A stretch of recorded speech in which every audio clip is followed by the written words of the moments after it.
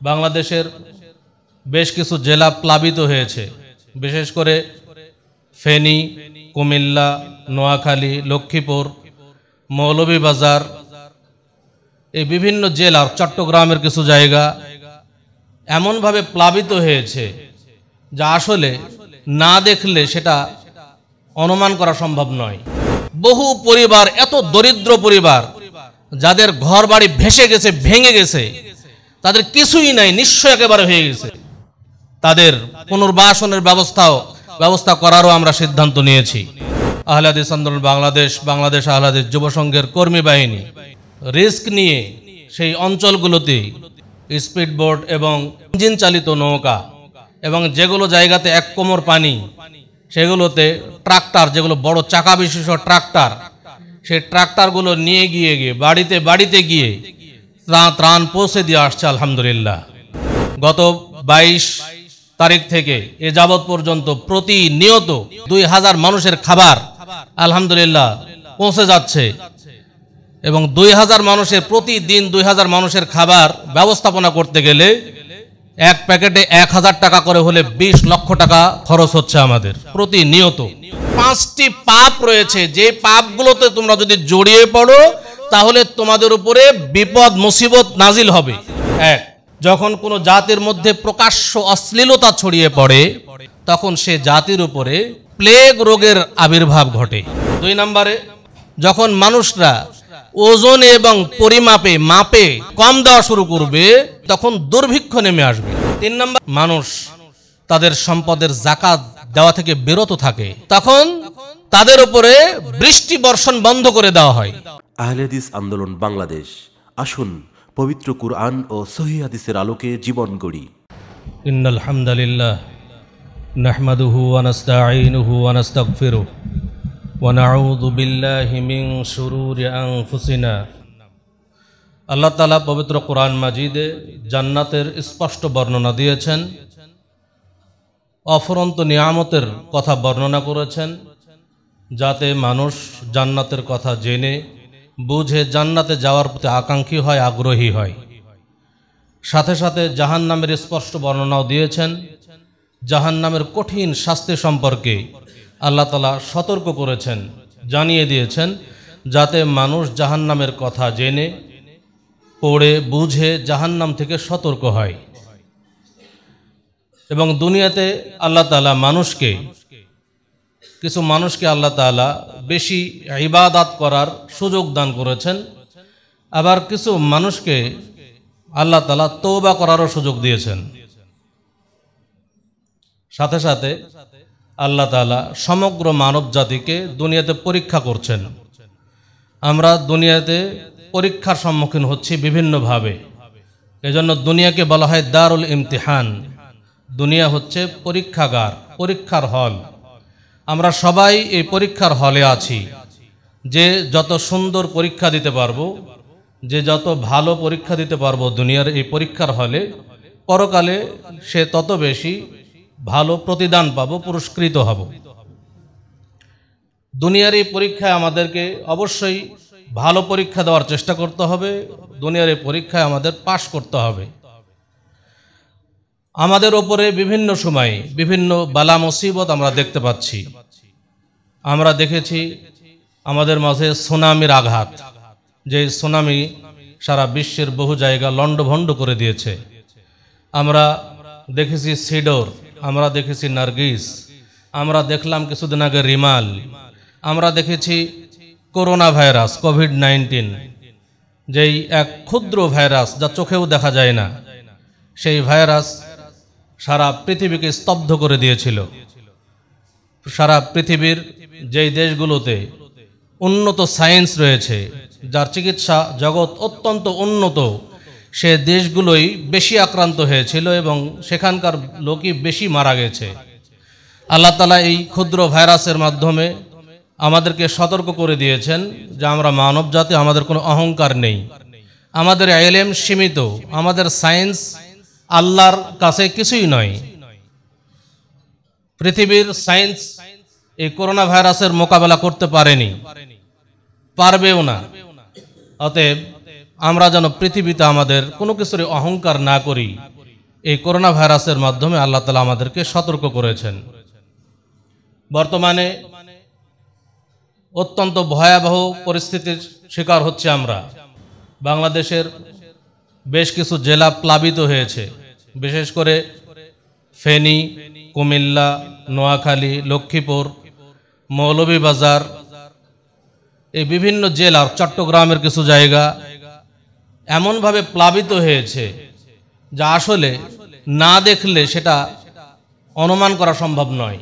মানুষ যে সেখানকার কত কষ্টে আছে, চতুর্দিকে শুধু পানি আর পানি, একতলা পুরাটা ডুবে আছে, পানির নিচে আছে, যেখানে কোনো ইলেকট্রিসিটি নাই, পানির ব্যবস্থা নেই, গোসল করবে কিভাবে, পানি পান করবে কোন পানি পান করবে, কিভাবে বাথরুম সারবে, কোনো কিছুরই কোনো ব্যবস্থাপনা নেই। এত করুণ অবস্থা।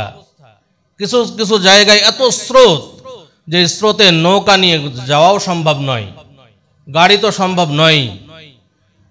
এজন্য মানুষের কাছে কোনো খাবার নাই, কেউ খাবার নিয়ে পৌঁছতেও পারছে না। তারপরেও আহলে হাদিস আন্দোলন বাংলাদেশ, বাংলাদেশ আহলে হাদিস যুব সংঘের কর্মী বাহিনী রিস্ক নিয়ে সেই অঞ্চলগুলোতে স্পিডবোট এবং নৌকা, ইঞ্জিন চালিত নৌকা, এবং যেগুলো জায়গাতে এক কোমর পানি সেগুলোতে ট্রাক্টর, যেগুলো বড় চাকা বিশিষ্ট ট্রাক্টর, সেই ট্রাক্টরগুলো নিয়ে গিয়ে বাড়িতে গিয়ে ত্রাণ পৌঁছে দিয়ে আসছে আলহামদুলিল্লাহ। আজকে দেখছি বহু জায়গা থেকে ত্রাণ কার্যক্রম চালাচ্ছে, কিন্তু যেহেতু জনবলের অভাব, কর্মী বাহিনীর অভাব, সকল জায়গায় পৌঁছা সম্ভব নয়, কেউ রিস্ক নিতে চাচ্ছে না, সেহেতু সেনাবাহিনীর হাতে আমরা দিয়ে চলে আসছি অনেকেই।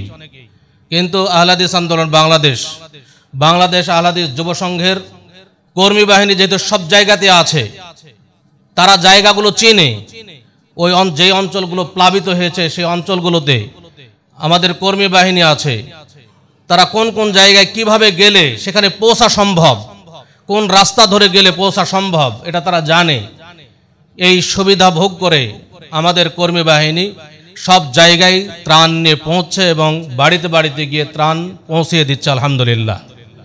গত 22 তারিখ থেকে এ যাবৎ পর্যন্ত প্রতিনিয়ত 2000 প্যাকেট, 2000 মানুষের খাবার আলহামদুলিল্লাহ পৌঁছে যাচ্ছে, এবং 2000 মানুষের প্রতিদিন 2000 মানুষের খাবার ব্যবস্থাপনা করতে গেলে এক প্যাকেটে 1000 টাকা করে হলে 20 লক্ষ টাকা খরচ হচ্ছে আমাদের প্রতিনিয়ত। আলহামদুলিল্লাহ, দেশের মানুষের, দেশে প্রবাসে যারা আছেন তারা সকলেই সাহায্য করছেন, এজন্য আমরা এই কাজগুলো করতে পারছি আলহামদুলিল্লাহ।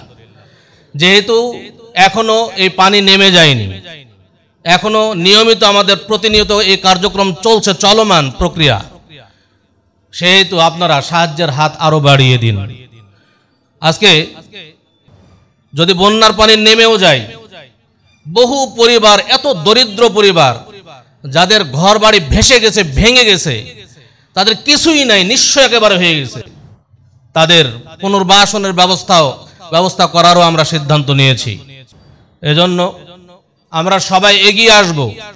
কোনো একজন ব্যক্তির বাড়ি যদি সামান্য ছোটভাবেও, নর্মাল ভাবেও যদি আমরা করতে চাই, টিন শেড মানে টিন দিয়ে চারিদিকে ঘিরে 2টা রুম, একটা বাথরুম, কিচেন যদি আমরা বানাইতে চাই, তাহলে সেখানেও মোটামুটি 1.5 লক্ষ টাকার উপরে বা 2 লক্ষ টাকার কাছাকাছি খরচ হবে।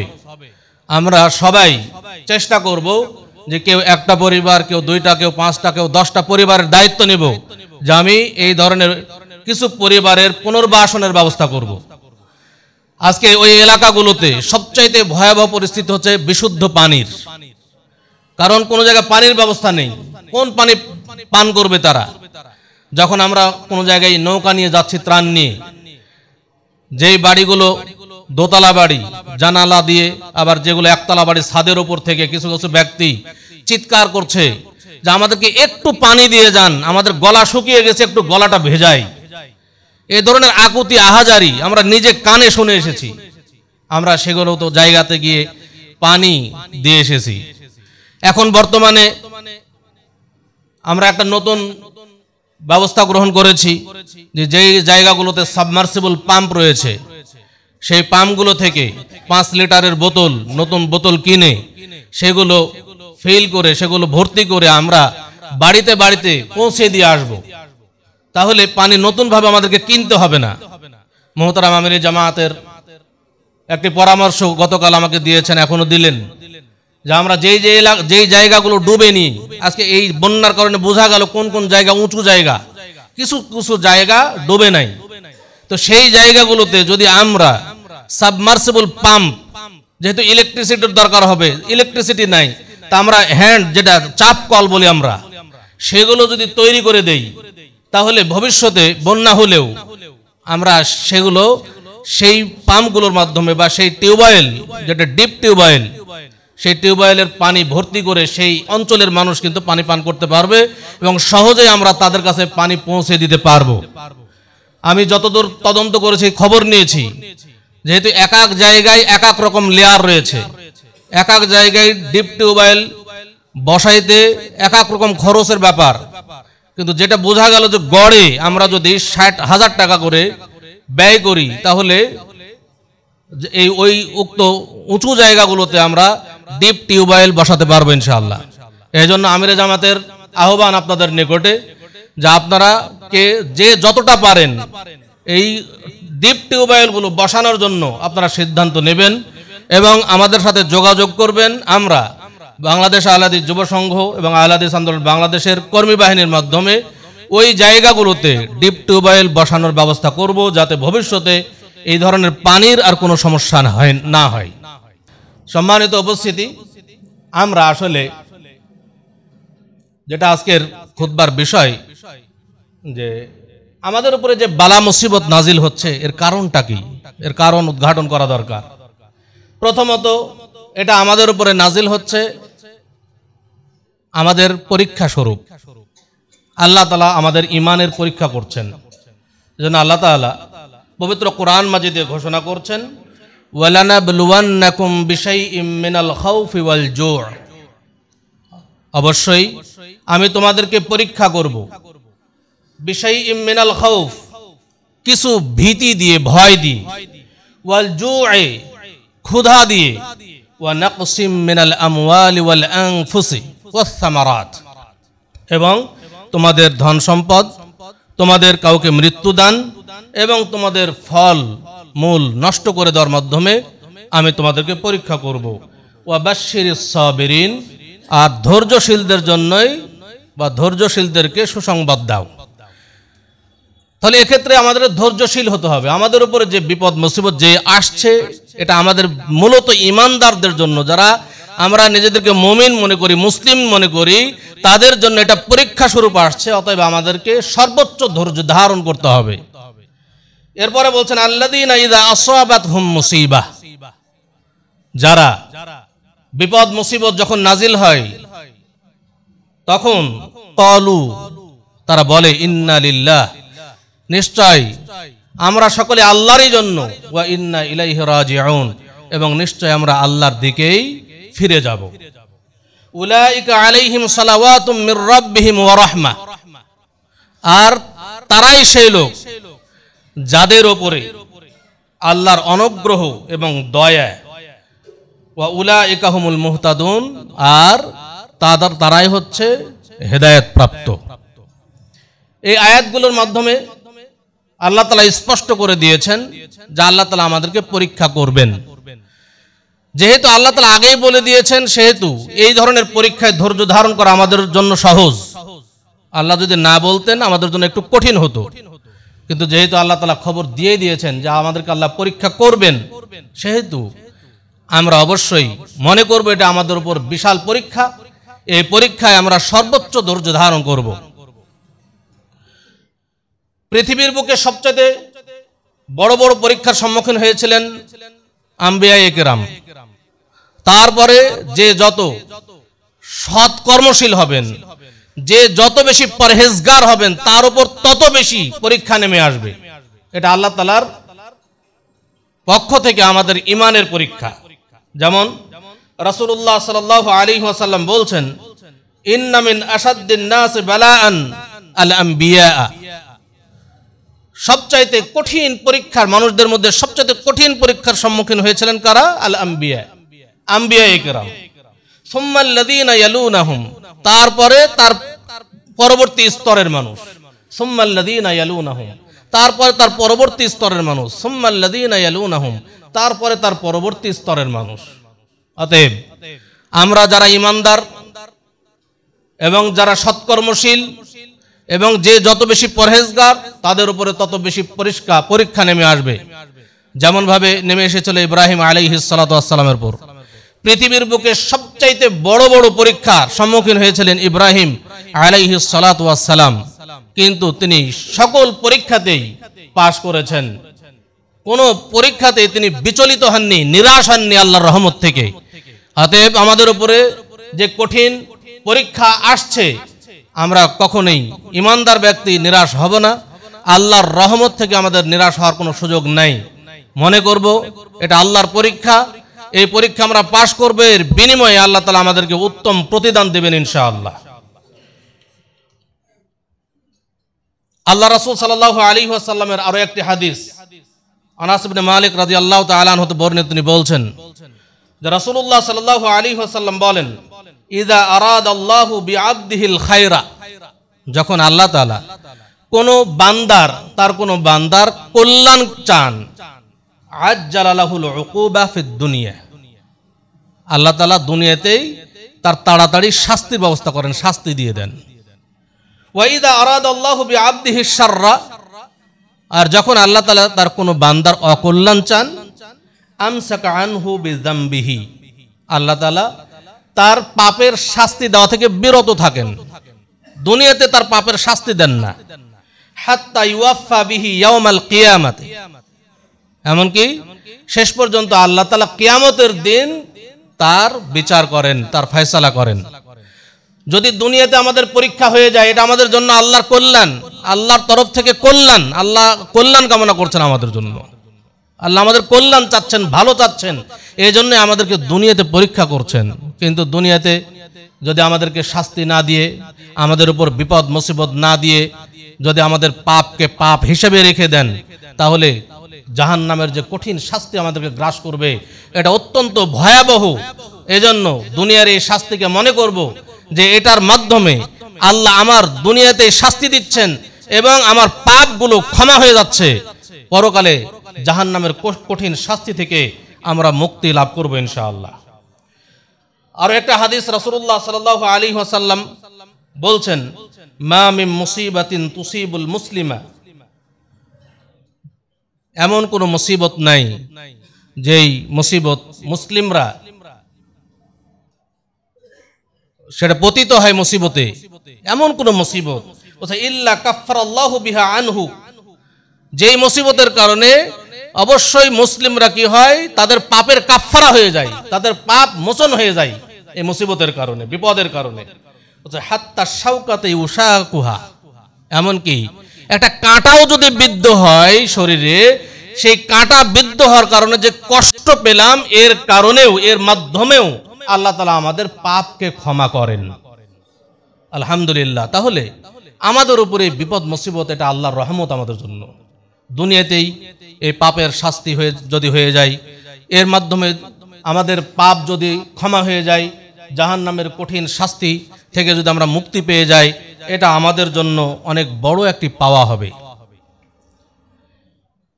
এরপরে মানুষের উপরে বালা মুসিবত নাজিল হওয়ার আরো একটি কারণ হলো আল্লাহর অবাধ্য বান্দাদের উপর শাস্তি দেওয়া।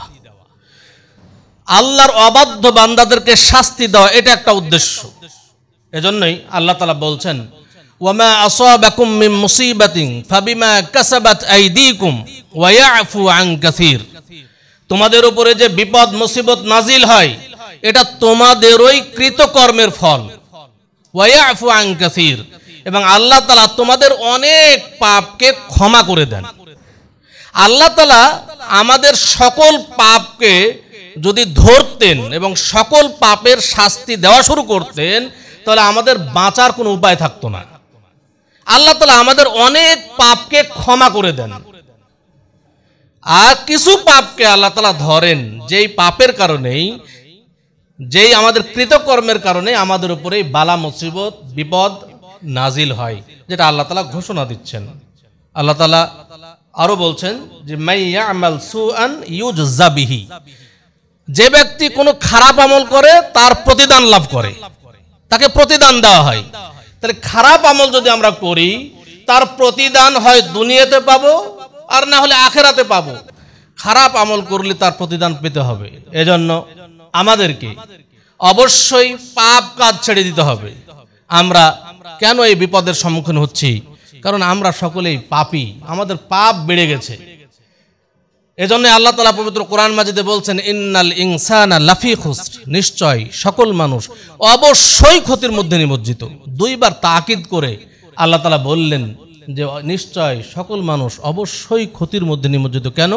যে মানুষ মাত্রই পাপী, মানুষ পাপ করে, কেউ বেশি করে কেউ কম করে, পাপের ঊর্ধ্বে কোনো মানুষ নয়। আমরা পাপ করছি, কিন্তু আমাদের পাপ থেকে তওবা করতে হবে। যদি পাপ থেকে তওবা না করি, বিভিন্ন পাপে জর্জরিত হই, তাহলে আমাদের উপরে বালা মুসিবত আসতেই থাকবে। যেটা রাসূলুল্লাহ সাল্লাল্লাহু আলাইহি ওয়াসাল্লাম তার জীবদ্দশাতেই বলে গেছেন যে আমরা কিছু পাপ যদি করাতে অভ্যস্ত হই তাহলে আমাদের উপর কিছু বিপদ আসবে।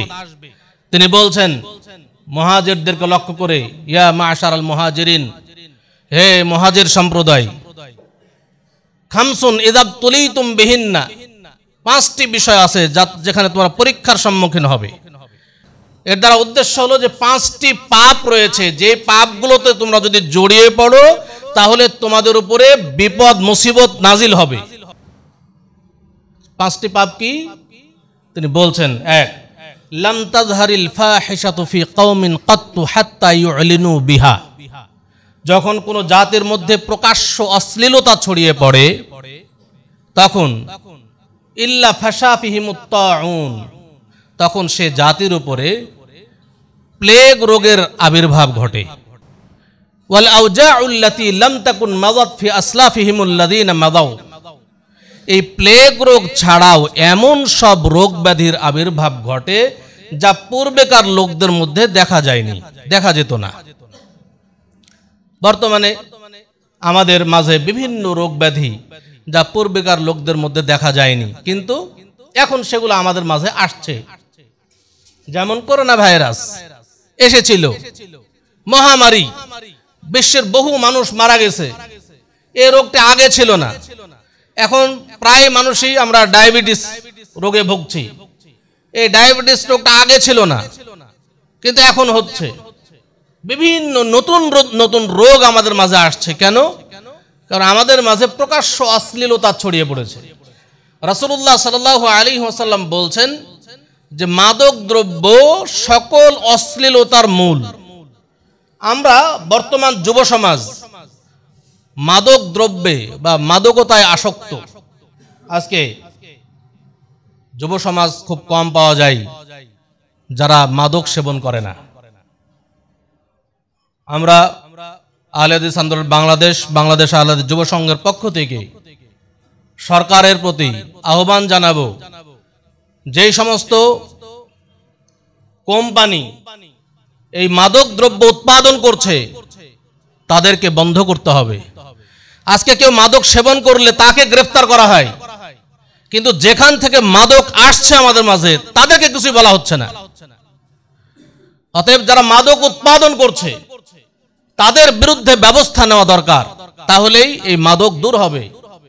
যেই দেশগুলো থেকে যেই বর্ডার দিয়ে মাদক ঢুকছে বাংলাদেশে, এই সমস্ত প্রশাসনের সহযোগিতায় দেশে মাদক ঢুকছে বিভিন্ন জায়গা থেকে, বিভিন্ন দেশ থেকে।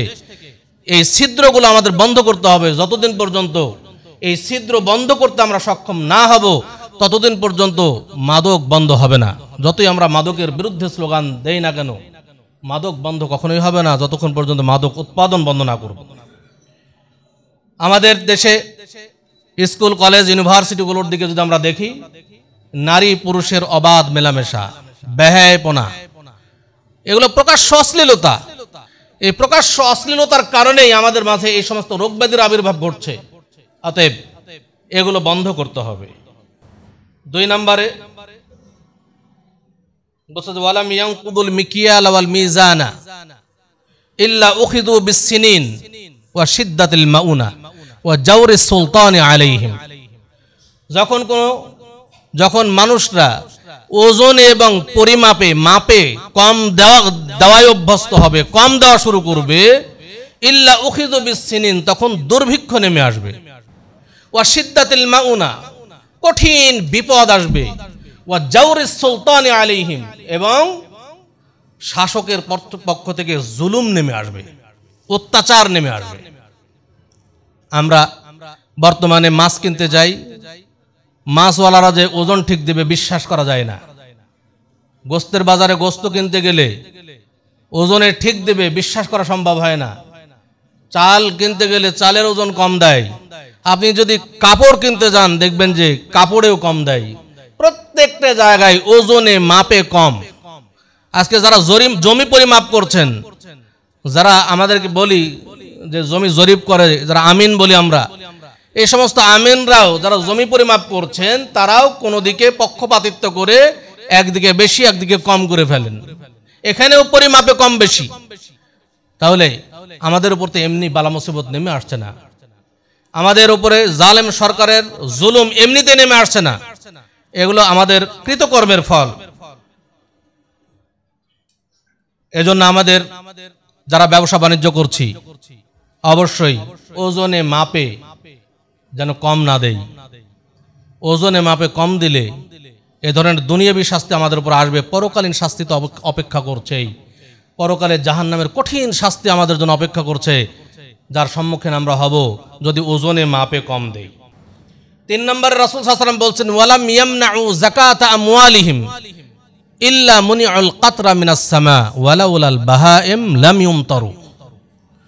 বলছে ওয়ালাম ইয়ামনাউ যাকাতা আমওয়ালিহিম, যখন মানুষ তাদের সম্পদের যাকাত দেওয়া থেকে বিরত থাকে, যাকাত দেয় না, সম্পদশালী মানুষ কিন্তু যাকাত দিচ্ছে না, ইল্লা মুনিউল কাতরা মিনাস সামা, তখন তাদের উপরে বৃষ্টি বর্ষণ বন্ধ করে দেওয়া হয়। ওয়ালাউলাল বাহাইম, যদি এই চতুষ্পদ জন্তু না থাকতো, এই নির্বাক প্রাণীগুলো না থাকতো, লাম ইউমতারু, তাহলে আর কখনো বৃষ্টিপাতই হতো না। আমরা বহু সম্পদশালী মানুষ এই বাংলার বুকে আছি, তারা যদি তাদের সম্পদের যাকাত সঠিকভাবে আদায় করত এবং তাদের এই যাকাতের সম্পদগুলো সঠিক খাতে ব্যয় করত, তাহলে বাংলাদেশে গরিব মানুষ খুঁজে পাওয়া যেত না। কিন্তু আমরা যাকাত আদায় করি না, সম্পদের যাকাত আমরা দেই না। যাকাত না দিয়ে বরং গরিবদের থেকে, যেই গরিবদেরকে আমরা আমাদের সম্পদ থেকে যাকাত দেব, সেই গরিবদেরকে আমরা শোষণ করছি। কিভাবে তাদের থেকে নেওয়া যায়। আজকে কোটি কোটি টাকার মালিক, তাদের যে ঋণ খেলাফি আমরা দেখছি ব্যাংকগুলোতে, হাজার হাজার কোটি টাকা ঋণ খেলাফি, অথচ একজন গরিব কৃষক, সে যদি 1000 টাকা ব্যাংকে ঋণ থাকে, তার বিপদের শেষ নাই, তার কত যে তার উপরে চাপ। কিন্তু দেখেন আজকে হাজার হাজার কোটি টাকা ঋণ খেলাফি, তারা ঋণ পরিশোধ করে না, তাদের বিরুদ্ধে কোনো ব্যবস্থা নেয় না। এতে কি হচ্ছে, সমাজের এক শ্রেণীর মানুষ ধনী থেকে আরো ধনী হয়ে যাচ্ছে, আর আরেক শ্রেণীর মানুষ দরিদ্র থেকে একেবারে নিম্ন পর্যায়ে চলে আসছে। এই বৈষম্যবাদ দূর করতে হবে আমাদের। ধনীর সম্পদের যাকাত রাষ্ট্রীয়ভাবে, যেহেতু এখন রাষ্ট্রীয় ব্যবস্থা নতুনভাবে ঢেলে সাজানো হচ্ছে, আমরা আবেদন জানাই বর্তমান সরকারের প্রতি যে বাংলাদেশের অর্থনীতি ইসলামিক অর্থনীতি হোক, রাষ্ট্রীয়ভাবে যাকাত ব্যবস্থা চালু হোক, রাষ্ট্রীয়ভাবে প্রত্যেকটি ধনী মানুষ যারা যাকাতের নেশাব পরিমাণ সম্পদের মালিক, তাদের থেকে রাষ্ট্রীয়ভাবে যাকাত আদায় করা হোক এবং সঠিক খাতে ব্যয় করা হোক। এর মাধ্যমেই বাংলাদেশের দরিদ্রতা বিমোচন সম্ভব, অন্য কোনো পন্থা এটা সম্ভব নয়। 4 নম্বর, রাসূল সাল্লাল্লাহু আলাইহি ওয়াসাল্লাম বলছেন ওয়ালাম ইয়ানকুদু আহদাল্লাহি ওয়া আহদা রাসূলিহি, যখন মানুষরা কোনো জাতি আল্লাহ এবং তার রাসূলের অঙ্গীকার পূর্ণ করে না, ইল্লা সাল্লাতাল্লাহু আলাইহিম আদুওয়ান মিন গায়রিহিম, তখন আল্লাহ তাআলা বিজাতীয়দেরকে তাদের উপরে ক্ষমতাশীল করেন, বিজয় দান করেন। ফাআখাযু বা'দা মা ফি আইদিহিম, ফলে তাদের সহায় সম্পদ তারা কেড়ে নিয়ে যায়, ছিনিয়ে নেয়। আজকে আমরা বাংলার মানুষ আল্লাহ এবং তার রাসূলের অঙ্গীকার পূর্ণ করছি না। আল্লাহর অঙ্গীকার কি? যে আল্লাহকে আমরা রব হিসেবে মেনে নিয়েছি, একমাত্র আল্লাহরই ইবাদত করব, আল্লাহর দাসত্ব করব। এজন্য আমরা দুনিয়াতে এসেছি, আল্লাহর সাথে শিরকে লিপ্ত হব না, এজন্য আমরা দুনিয়াতে এসেছি। কিন্তু বর্তমান বাংলার মানুষ আল্লাহর অঙ্গীকার পূর্ণ করছে না, রাসূলুল্লাহ সাল্লাল্লাহু আলাইহি ওয়াসাল্লামের অঙ্গীকার পূর্ণ করছে না। আজকে দেখেন বাংলার বুকে বিভিন্ন মাজার, এই শিরকের উৎপাদন কেন্দ্র। যারা নিজেদেরকে মনে করছে তারাই প্রকৃত মুসলিম, তারাই প্রকৃত ইসলামের উপরে আছে, অথচ তারা ইসলামকে একেবারে শেষ করে দিয়েছে এই শিরক বিদআতের মাধ্যমে। এই জন্যই আমাদের উপরে বিধর্মীরা বিজয় লাভ করছে, তারা আমাদের সহায় সম্পদ কেড়ে নিয়ে যাচ্ছে, আমরা কিছুই করতে পারছি না। আমরা সবসময় বলি যে মুসলিমরা আমরা সবসময় মার খাচ্ছি কাফেরদের হাতে, আল্লাহর সাহায্য আসে না। আল্লাহর সাহায্য তো একসময় এসেছে বদরের যুদ্ধে, যখন নবী মুহাম্মদ সাল্লাল্লাহু আলাইহি ওয়াসাল্লাম 313 জন মুসলিম বাহিনী নিয়ে বিপুল পরিমাণ কাফেরদের বিরুদ্ধে যুদ্ধে গেলেন, তখন আল্লাহ তাআলার সরাসরি সাহায্য নেমে আসলো। সরাসরি ফেরেশতা বাহিনী দিয়ে আল্লাহ তাআলা বদরের যুদ্ধে মুসলিমদেরকে সাহায্য করেছিলেন। কেন সাহায্য করেছিলেন? তারা আল্লাহ এবং তার রাসূলের অঙ্গীকার পরিপূর্ণভাবে পূর্ণ করেছেন। কিন্তু আমরা নিজেদেরকে মুসলিম পরিচয় দিচ্ছি বটে, কিন্তু আমরা আল্লাহর এবং তার রাসূলের অঙ্গীকার পূর্ণ করছি না। এজন্য আহলে হাদিস আন্দোলন বাংলাদেশ আহলে হাদিস যুব সংঘ আল্লাহ এবং তার রাসূলের অঙ্গীকার পূর্ণ করার জন্য এই মিশন নিয়ে নেমেছে মাঠে, যে বাংলাদেশের বুক থেকে যাবতীয় শিরক এবং বিদআতকে উৎখাত করে মানুষ একমাত্র তাওহীদ এবং সুন্নাতপন্থী হবে। তখনই বিধর্মীদের উপরে মুসলিমরা বিজয় লাভ করবে, তখনই ইসলামের সঠিক বিজয় হবে ইনশাআল্লাহ। আমরা যতই বলি যে পন্থাতে ইসলামের বিজয় দেখতে চাই না কেন, যতদিন পর্যন্ত বাংলার বুকে শিরক এবং বিদআত থাকবে ততদিন পর্যন্ত কখনোই মুসলিমদের বিজয় আমরা দেখতে পাবো না। মুসলিমদের বিজয় দেখতে হলে অবশ্যই বাংলার বুক থেকে শিরক বিদআতকে উৎখাত করতে হবে। আহলে হাদিস আন্দোলন বাংলাদেশ আহলে হাদিস যুব সংঘের প্রধান মিশনই হলো শিরক বিদআতকে বাংলার বুক থেকে উৎখাত করা। 5 নম্বরে রাসূলুল্লাহ সাল্লাল্লাহু আলাইহি ওয়াসাল্লাম বলছেন, ওয়া মা লাম তাহকুম আইম্মাতুহুম বিকিতাবিল্লাহ ওয়া ইয়াতাখায়্যারু মিম্মা আনজালাল্লাহ ইল্লা জাআলাল্লাহু বাসাহুম বাইনাহুম। বলছেন যখন কোন সরকার, কোন শাসক আল্লাহর কিতাব অনুযায়ী বিচার ফয়সালা করে না, যখন কোন শাসক আল্লাহর কিতাব অনুযায়ী বিচার ফয়সালা করে না, ইল্লা জাআলাল্লাহু বাসাহুম বাইনাহুম, তখন আল্লাহ তাআলা তাদের পরস্পরের মধ্যে যুদ্ধ বাঁধিয়ে দেন। আজকে দেখেন আমরা ভাইয়ে ভাইয়ে যুদ্ধ করছি, একই জায়গায় বসবাস করছি, একজন আরেকজনের বিরুদ্ধে যুদ্ধ করছি। কেন? আমাদের দেশে আল্লাহর কিতাব অনুযায়ী বিচার ফয়সালা হচ্ছে না। আল্লাহর কিতাব কোরআন এটা হচ্ছে অভ্রান্ত ওহীর বিধান, এই বিধান বাস্তবায়ন করতে হবে। ব্যক্তি জীবন থেকে রাষ্ট্রীয় জীবন সর্বজীবনে এই কোরআনের বিধান যদি আমরা বাস্তবায়ন করতে পারি, তাহলেই ইনশাআল্লাহ আমাদের মধ্যে এই পারস্পরিক যুদ্ধ বন্ধ হবে, আমাদের মধ্যে শান্তি ফিরে আসবে, আমাদের মধ্যে ভ্রাতৃত্ব বোধ ফিরে আসবে। অতএব এই রাসূল সাল্লাল্লাহু আলাইহি ওয়াসাল্লামের এই হাদিসকে যদি আমরা পর্যালোচনা করি তাহলে দেখব এত বাস্তবসম্মত হাদিস, যে রাসূল সাল্লাল্লাহু আলাইহি ওয়াসাল্লাম সেই 1450 বছর আগে যেই কথা বলে গেছেন, এই হাদিসের সাথে যদি বর্তমান বাংলাদেশকে মেলাই, বর্তমান বিশ্বকে মেলাই, তাহলে একেবারে হুবহু মিলে যায়। অতএব আমরা এই হাদিসটির উপর লক্ষ্য রেখে অবশ্যই এই পাপগুলো থেকে আমাদের বাঁচতে হবে। এখন এই বিপদ মুসিবত থেকে বাঁচার উপায় কি? বাঁচার উপায় হলো আমাদেরকে তওবা ইস্তেগফার করতে হবে, আল্লাহর দিকে পাপগুলো ছেড়ে দিয়ে আল্লাহর দিকে ফিরে আসতে হবে এবং ক্ষমা চাইতে হবে আল্লাহর কাছে।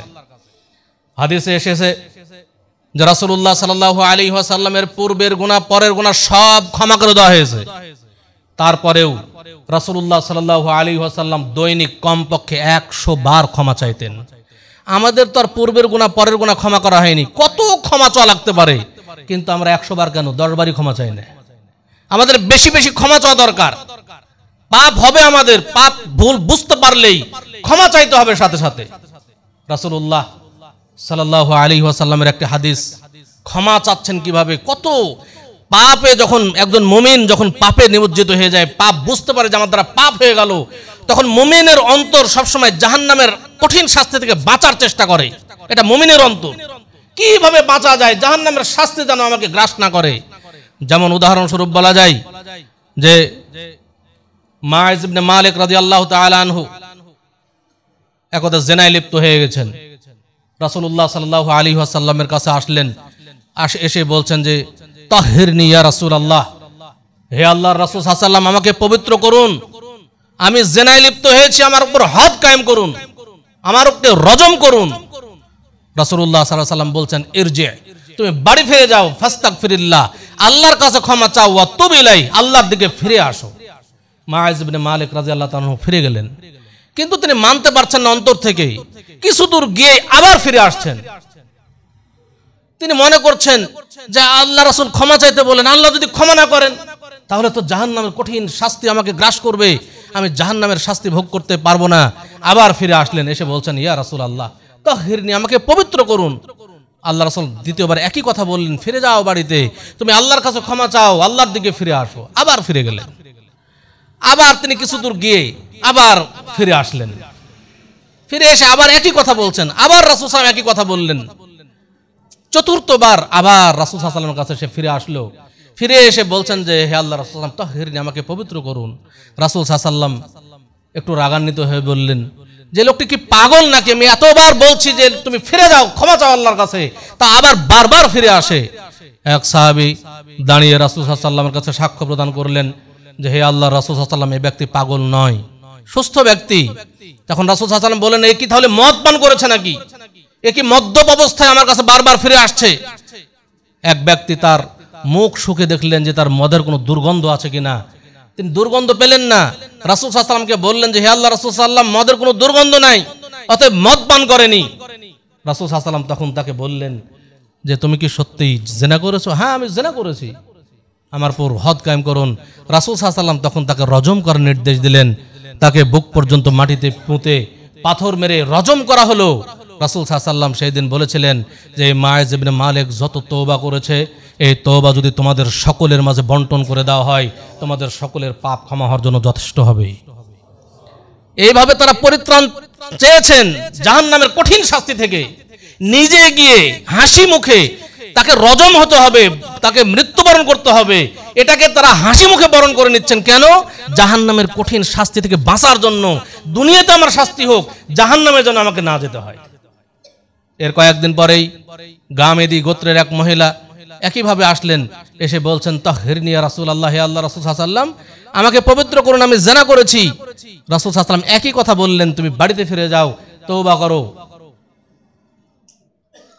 তখন ওই গামেদি মহিলা রাসূল সাল্লাল্লাহু আলাইহি ওয়াসাল্লামকে বললেন, আপনি মাইজ ইবনে মালিককে যে কথা বলে ফিরিয়ে দিয়েছিলেন, আমাকেও কি ঠিক একই কথা বলে ফিরিয়ে দিবেন? রাসূল সাল্লাল্লাহু আলাইহি ওয়াসাল্লাম বললেন, তুমি কি সত্যিই জিনা করেছো? হ্যাঁ আল্লাহ রাসূল সাল্লাল্লাহু আলাইহি ওয়াসাল্লাম, জিনা করেছি, আমার পেটে জিনার সন্তান রয়েছে। রাসূল সাল্লাল্লাহু আলাইহি ওয়াসাল্লাম বললেন যে যাও, তোমার পেটে যেহেতু জিনার সন্তান রয়েছে, তুমি এই সন্তান প্রসব করো, প্রসব করার পরে আমার কাছে আসো। সন্তান প্রসব হলো, এরপরে আসলো। রাসূল সাল্লাল্লাহু আলাইহি ওয়াসাল্লাম বললেন, এখন তোমাকে রজম করা সম্ভব নয়, কারণ এখন তোমাকে রজম করলেই বাচ্চাকে কে দেখভাল করবে? যাও, এই বাচ্চাকে নিয়ে যাও, তাকে লালন পালন করো, দুধ পান করাও। যেদিন মায়ের বুকের দুধ ছেড়ে দিয়ে অন্য কোনো খাবার খেতে শিখবে, সেই দিন আমার কাছে আসো। আবার ফিরে গেল, সন্তানকে দুধ পান করাইতে থাকলো। যেদিন দুধ ছেড়ে দিয়ে অন্য কোনো খাবার খেতে শিখলো, তার হাতে একটা রুটি দিয়ে সে রুটি খাচ্ছে, এমত অবস্থা রাসূল সাল্লাল্লাহু আলাইহি ওয়াসাল্লামের কাছে নিয়ে আসলেন যে হে আল্লাহর রাসূল সাল্লাল্লাহু আলাইহি ওয়াসাল্লাম, দেখুন আমার সন্তান অন্য খাবার খেতে শিখেছে, অতএব আমার পর হদ কায়েম করুন। রাসূল সাল্লাল্লাহু আলাইহি ওয়াসাল্লাম সেদিন তখন তাকে রজম করার দায়িত্ব দিলেন। রজম করা হলো। খালিদ ইবনে ওয়ালিদ রাদিয়াল্লাহু তাআলা আনহু একটু সামনে বেড়ে গিয়ে মাথায় একটি পাথর যখন মারলেন, তার মাথা থেকে রক্ত ছিটকে এসে তার মুখে পড়েছিল, তখন তুচ্ছ তাচ্ছিল্য ভরে কিছু কথা বলেছিলেন। এই জন্য রাসূল সাল্লাল্লাহু আলাইহি ওয়াসাল্লাম সেই দিন খালিদ বিন ওয়ালিদ রাদিয়াল্লাহু তাআলা আনহুকে ধমক দিয়েছিলেন যে তুমি থামো, এই মহিলা যত তওবা করেছে এই পাপের জন্য, এই তওবা যদি তোমাদের সকলের মাঝে বন্টন করে দেওয়া হয় সবার তওবার জন্য যথেষ্ট হয়ে যাবে। এভাবে আমাদের তওবা করতে হবে। আমরা যদি আমাদের পাপের জন্য সঠিকভাবে তওবা করতে পারি, ইস্তেগফার করতে পারি, ক্ষমা চাইতে পারি, আল্লাহ গফুর রহিম, আল্লাহ ক্ষমাশীল, ক্ষমা করবেন, তাহলেই কিন্তু আমরা এই বিপদ বালা মুসিবতগুলো থেকে পরিত্রাণ পেতে পারি। মনে রাখতে হবে, মানুষ দুই ধরনের পাপ করে, এক আল্লাহর সাথে জড়িত, দুই মানুষের সাথে জড়িত।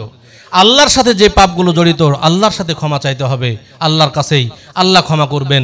কিন্তু মানুষের সাথে যে পাপগুলো জড়িত এই পাপগুলো মানুষের থেকে ক্ষমা চাইতে হবে। মানুষের যদি কেউ হক নষ্ট করে থাকেন তাহলে অবশ্যই মানুষের হক মানুষের কাছে ফিরিয়ে দিতে হবে। যতক্ষণ পর্যন্ত সেই হক তার কাছে ফিরিয়ে না দেওয়া হবে ততক্ষণ পর্যন্ত তার এই পাপ ক্ষমা করবেন না আল্লাহ তাআলা।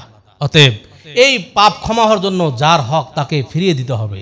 আজকে যারা সমাজের নেতৃত্ব দিয়েছেন, বিভিন্নভাবে মানুষের হক নষ্ট করেছেন, এই দেশের জনগণের হক নষ্ট করেছেন, তারা যদি এই হক ফিরিয়ে না দেন এই যাবতীয় পাপ তাদেরকে পাপের শাস্তি ভোগ করতে হবে। এমনকি কিয়ামতের দিন তাদেরকে অবশ্যই নেকি দিয়ে পরিশোধ করতে হবে। আবার এই সরকার পরিবর্তনের পরে যারা দেশ স্বাধীন হয়ে গেছে এই খুশিতে আনন্দে বিভিন্ন মানুষের সম্পদকে নষ্ট করেছেন, বিভিন্ন বাড়িতে গিয়ে হামলা করা হয়েছে, লুট করা হয়েছে, এটাও কিন্তু মানুষের সাথে জড়িত পাপ, এটা মানুষের হক নষ্ট হয়েছে। যত মানুষের সাথে জড়িত হয়েছেন যে অন্যের বাড়িতে গিয়ে হামলা করে কারো সম্পদ লুট করা হয়েছে, ডাকাতি করা হয়েছে, কারো সম্পদ নষ্ট করা হয়েছে, কারো বাড়িতে আগুন দেওয়া হয়েছে, এমন যদি করে থাকেন অবশ্যই তার হক তার কাছে ফিরিয়ে দিতে হবে এবং তার থেকে ক্ষমা চাইতে হবে। যদি না চান কিয়ামতের দিন নেকি দিয়ে পরিশোধ করতে হবে। আল্লাহ রাসূল সাল্লাল্লাহু আলাইহি ওয়াসাল্লাম বলছেন সাহাবায়ে কেরামকে, আতাদরুনা মাল মুফলিস, তোমরা কি জানো সবচেয়ে অসহায় দরিদ্র নিঃস্ব ব্যক্তিকে? রাসূল সাল্লাল্লাহু আলাইহি ওয়াসাল্লাম বললেন, সাহাবায়ে কেরাম বললেন, আল মুফলিসু ফিনা মান লা দিরহাম লাহু ওয়ালা মাতা, আমাদের মধ্যে সবচেয়ে অসহায় দরিদ্র নিঃস্ব ব্যক্তি হচ্ছে যাদের ধন সম্পদ কিছুই নেই তারা। রাসূল সাল্লাল্লাহু আলাইহি ওয়াসাল্লাম বললেন, আমার উম্মতের মধ্যে সবচেয়ে অসহায় দরিদ্র নিঃস্ব ব্যক্তি হবে সেই যে ব্যক্তি কিয়ামতের মাঠে প্রচুর পরিমাণে নেকি নিয়ে উপস্থিত হবে, যে সালাত আদায় করেছে, সিয়াম পালন করেছে, যাকাত আদায় করেছে, কিন্তু কিয়ামতের দিন বহু মানুষ তার বিরুদ্ধে অভিযোগ পেশ করতে থাকবে। কেউ এসে বলবে আল্লাহ দুনিয়াতে ব্যক্তি আমাকে গালি দিয়েছে, কেউ এসে বলবে দুনিয়াতে ব্যক্তি আমার সম্পদ নষ্ট করেছে, আমার সম্পদ আত্মসাৎ করেছে, আমার বাড়িতে আগুন দিয়েছে, এইভাবে একের পর এক অভিযোগ করতে থাকবে। তখন আল্লাহ কি করবেন? ফায়ুতা হাদা মিন হাসানাতিহি ওয়া হাদা মিন হাসানাতিহি, একের পর এক আল্লাহ তাআলা নেকি দিয়ে পরিশোধ করতে থাকবেন। এই যে অনেক নেকি নিয়ে উপস্থিত হয়েছে, ওই নেকি দিয়ে একের পর এক পরিশোধ করতে থাকবেন। যাও তোমাকে আজকে নেকি দিয়ে পরিশোধ করা হলো। ফাইন ফানিয়াত হাসানাতুহু, যখন তার নেকি দিয়ে পরিশোধ করতে করতে নেকি শেষ হয়ে যাবে কিন্তু অভিযোগকারী শেষ হয় নাই, তখন কি করবেন? উখিযা মিন খাতায়াহুম ফাতুরিহাদ আলাই, তখন যারা অভিযোগ করতে আসছে তাদের অভিযোগ সমপরিমাণ পাপ নিয়ে ওই ব্যক্তির ঘাড়ে চাপিয়ে দেবেন। সুম্মা তুরিহা ফিন্নার, অতঃপর তাকে জাহান্নামে নিক্ষেপ করা হবে। সম্মানিত উপস্থিতি, অতএব মানুষের হক নষ্ট করব না। যদি কেউ কারো হক নষ্ট করে থাকি অবশ্যই যার হক তাকে ফিরিয়ে দিব এবং তার থেকে ক্ষমা চাইব। যদি না চান কিয়ামতের দিন নেকি দিয়ে পরিশোধ করতে হবে। যে কিয়ামতের দিন ভয়াবহ দিন, যেই দিন আপনার মা বাবা ভাই বোন কেউ একটা নেকি দিয়ে সাহায্য করবে না। আপনি যদি বলেন যে মা দুনিয়াতে থাকতে তুমি তো আমার জন্য জীবন দিতে প্রস্তুত ছিলে, আজকে একটা নেকির জন্য আমি জান্নাতে যেতে পারছি না, একটা নেকি দিয়ে আমাকে সাহায্য করো, সেই দিন কিন্তু আপনার মা সাহায্য করবে না। ভয়াবহ পরিস্থিতি, এমনকি নিজের অঙ্গ প্রত্যঙ্গ নিজের বিরুদ্ধে সাক্ষী দিবে, নিজের বিরুদ্ধে অবস্থান নেবে, অবস্থা ভয়াবহ। সেই দিন যেন আমাদের নিজেদের অর্জিত নেকি অন্যকে দিয়ে জাহান্নামে যেতে না হয়, সেই চেষ্টা আমরা দুনিয়াতে থাকতেই করব। আল্লাহ তাআলা আমাদের সেই তৌফিক দান করুন, আমিন। আকুলু কওলি হাযা ওয়া আস্তাগফিরুল্লাহ লি ওয়া লাকুম লিসাইরিল মুসলিমিন ফাস্তাগফিরুহু ইন্নাহু হুয়াল গফুরুর রাহিম। ইন্নাল হামদালিল্লাহ নাহমাদুহু ওয়া নাস্তাঈনুহু ওয়া নাস্তাগফিরুহু ওয়া নাউযু বিল্লাহি মিন শুরুরি আনফুসিনা ওয়া মিন সাইয়্যাতি আ'মালিনা মান ইয়াহদিহিল্লাহু ফালা মুদিল্লা লাহু ওয়া মান ইউদ্লিল ফালা হাদিয়া লাহু ওয়া আশহাদু আল লা ইলাহা ইল্লাল্লাহু ওয়াহদাহু লা শারীকা লাহু ওয়া আশহাদু আন্না মুহাম্মাদান আবদুহু ওয়া রাসূলুহু। اللهم صل على محمد وعلى آل محمد كما صليت على إبراهيم وعلى آل إبراهيم إنك حميد مجيد اللهم بارك على محمد وعلى آل محمد كما باركت على إبراهيم وعلى آل إبراهيم إنك حميد مجيد اللهم أعز الإسلام والمسلمين وأذل الشرك والمشركين ودمر أعداءك أعداء الدين اللهم اغفر للمؤمنين والمؤمنات والمسلمين والمسلمات الأحياء منهم والأموات اللهم إنا نسألك الهدى والتقى والعفاف والغنى اللهم إنا نعوذ بك من الكفر والفقر ومن عذاب القبر لا إله إلا أنت اللهم إنا نعوذ بك من البرص والجنون والجذام ومن سيء الأسقام اللهم عافينا في بدننا اللهم عافينا في سمعنا اللهم عافينا في بصرنا لا إله إلا أنت اللهم اجعلنا من المتقين اللهم اجعلنا من المصلحين